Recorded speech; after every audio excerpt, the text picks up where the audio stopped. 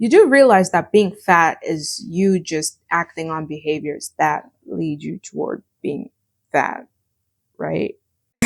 Okay, I'm not going to sugarcoat in this video. In fact, it's going to be quite cold. Hence why I wore some ice today. This is so corny. It is what it is. You know the reason you're fat, Becky. Okay? Don't lie to me. Okay? Actually, no. You can lie. It's your life, right? You can lie to your coach. You can lie to me. You can lie to Instagram, even to yourself. But you know who you cannot lie to? Nuh-uh. Your clothes. I dare you. Put on an extra small and tell me it fits. Now that we got that out of the way, let's be real. Being fat isn't a cosmic curse. It's a choice. Oh, they're coming for me. Listen, before you hang me at the stake, just hear me out. I don't know why am I doing an accent. Okay, serious business though. Being fat is just a result of our actions. And I have a guest for you today. Can we welcome Miss Becky today? Miss Becky. And where do our actions come from, Becky? Feelings. Good job, Becky. And where do feelings come from? That's... We have a winner!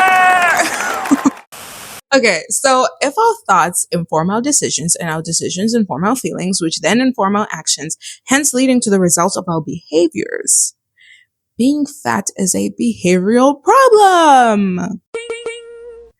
It's just actions, daily habits that we do, and behaviors that reinforce the state that you're in. Pretend you're a client like Miss Kitty right here.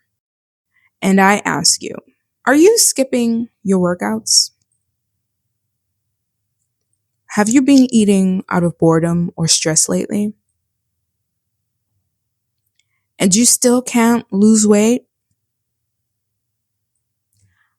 I wonder why. This is an example of saying yes to excuses and no to yourself. That's it.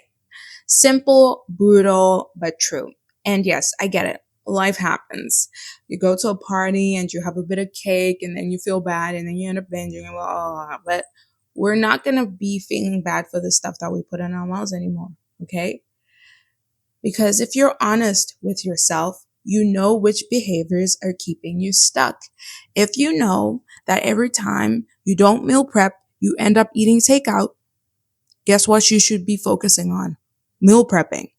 If you know every time you and your friends hang out, you're always eating as an activity instead of doing something like ice skating or pole dancing together or going to a show. There's always like restaurants or food involved in the activity. Then you know, like, okay, let's do something more active, girlies. I will come up with the itinerary, and we'll do something fun. Like, take the lead. So what if you just stopped acting fat? Here's the experiment. Pick one behavior this week that you know keeps you in the state and flip it. No radical changes to your life. No. I don't want you to try and do a full 180 because you actually end up just doing a 360 if you try to move too fast. So tiny steps, baby steps, okay? Kitty steps. Just notice what you are doing and do the opposite. Okay, you don't need to starve yourself or run a marathon. You just need to change one thing. For example, instead of reaching for chips or whatever snacks that you have when you're stressed, go for a walk.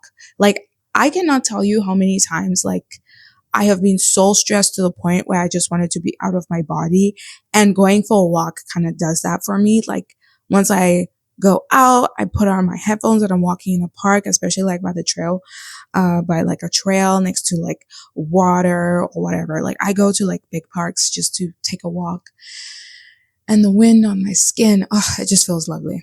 Like, I actually want to go for a walk now. So, you know, that's an example.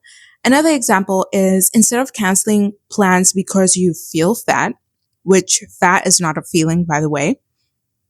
It's not. You can't feel fat. You can feel sad. You can't feel fat. Show up and move your body however it wants. There are many days where I have felt like an obese whale, but I still went out.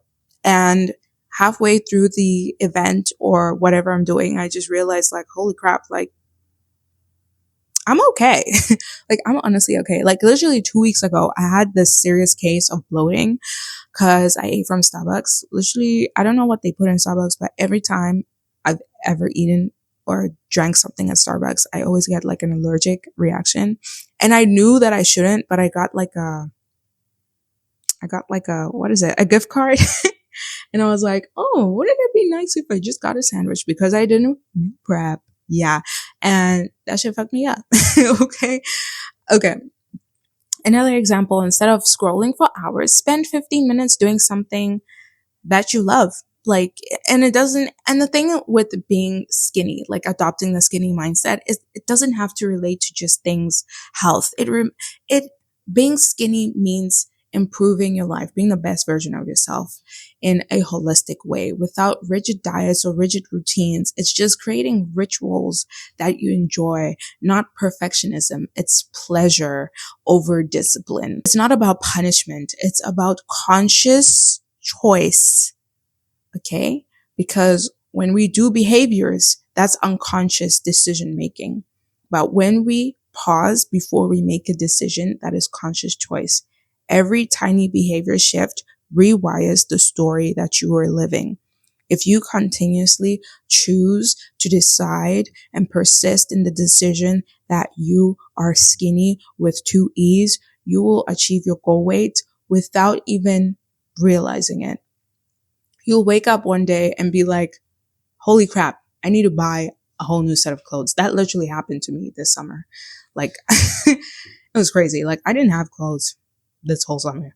Still don't. Cause like, I'm at that weird phase where it's like, I'm losing weight a bit faster now. So it's hard to keep buying clothes. It's really expensive losing weight. So I'm wearing a lot of oversized shirts lately, in case you didn't notice, but that's okay. Anyways, to end off the video, I want you to reflect a bit and imagine a day where you act in alignment with who you want to be. Just become the skinny version of yourself. You show up, you move, you eat with awareness, you wear clothes that make you feel good. You stop hiding, right? That's the state you are cultivating. That's how fat and fatness and the state of being fat stops defining you, because it's just a behavior, not an identity, which is why you should stop acting fat. Okay. You aren't fat. You are not the literal fat in your body. It is on you, but it is not you. You can't always control the number on the scale, sure, but you can control how you act today. So the question is, are you going to keep acting fat, or are you going to try something different? The choice is yours. And trust me, it's way more fun to act skinny. I just realized I forgot to do an intro, so I guess I'll do like an intro outro thing. Hi, I'm Vanessa. Why is this so awkward? Hi, I'm Vanessa, but you can call me Ness. Subscribe, please. I literally want to stop working 9 to 5, so I'd appreciate it. Bye.